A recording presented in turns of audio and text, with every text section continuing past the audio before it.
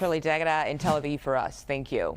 And over at the White House, President Trump is sending a new message to NATO allies. Take a look at what he posted on social media. It reads, "Without the U.S., NATO is a paper tiger." He accused NATO countries of not wanting to join the fight to stop Iran or help open up the Strait of Hormuz, while also complaining about high oil prices. He even called them cowards, and he ended that long post you see there saying, "We will remember." Live outside the White House, the CBS News chief White House correspondent Nancy Cordes. Good to see you, Nancy. So are NATO allies showing any signs that they are actually ready to help police the Strait of Hormuz?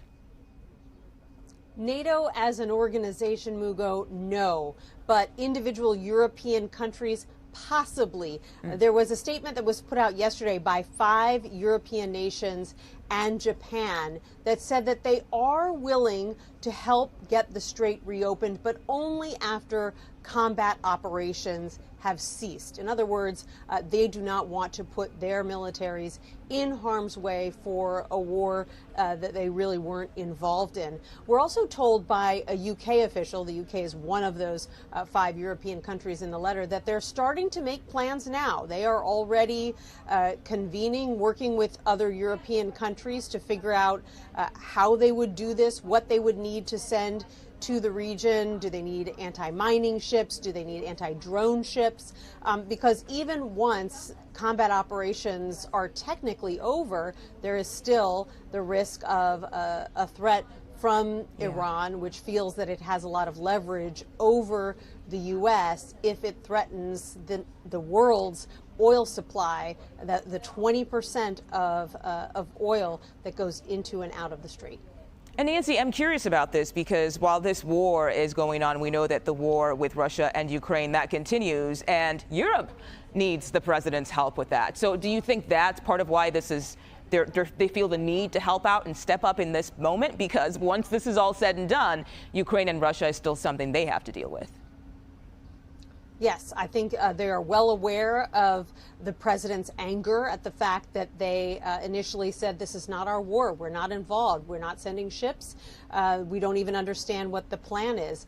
And the president really lashed out at not just European allies, but allies around the world, including Japan.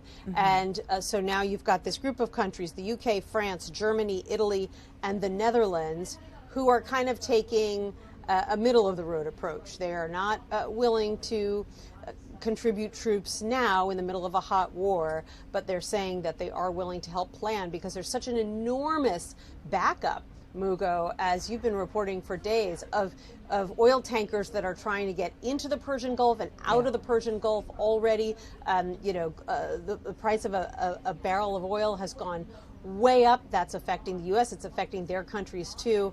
And so they're looking for a way to help that does not involve getting swept up in a hot war. Yeah. And Nancy, I want to ask you about this report from Axios with the headline, "Trump mulls risky Karg Island takeover to force Iran to open the strait." The White House is responding to that. What are they saying?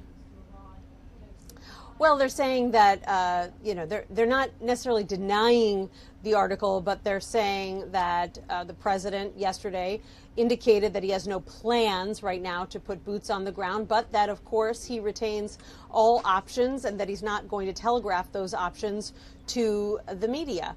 The reason that they are eyeing a potential operation on Karg Island is because that's really the key to Iran's not just oil production, but oil shipping. All of their shipping takes place, leaving Karg Island in the Persian Gulf. So the thinking is that if the U.S. were to take over Karg Island, that would be such a threat to Iran's oil shipping, would basically shut it down overnight, that it would then prompt Iran to relent from its threat to target oil tankers from all over the world from going into and out of the strait. So that's the calculus that is being debated here at the White House and at the Pentagon right now. Yeah, Nancy, I'm not sure there's more to this, but we know Japan's prime minister met with President Trump yesterday at the White House, and we saw that awkward moment where he mentioned Pearl Harbor and the attack. I'm curious as to whether or not anything new came out of that meeting yesterday. We saw the White House. No. Go ahead. Yeah, it was certainly an awkward moment and Yeah. a painful piece of U.S.-Japan history. Obviously, the U.S. and Japan have buried that particular hatchet, have been strong allies for decades. And so sort of some startled laughter in the Oval Office when the president said that, he was asked by a Japanese-American reporter, why didn't you give countries like Japan a heads up before you attacked Iran? If you want their help now, why didn't you kind of read them in beforehand? And the president said, well, the Japanese of all people know about surprise. Why didn't you tell me about Right. Pearl Harbor? Yeah. And so, there was kind of like some gasps, a groan. The Japanese prime minister herself looked a little startled, but didn't respond in any way. Okay. Nancy Cordes outside the White House for us today. Thank you so much for your time. We appreciate it.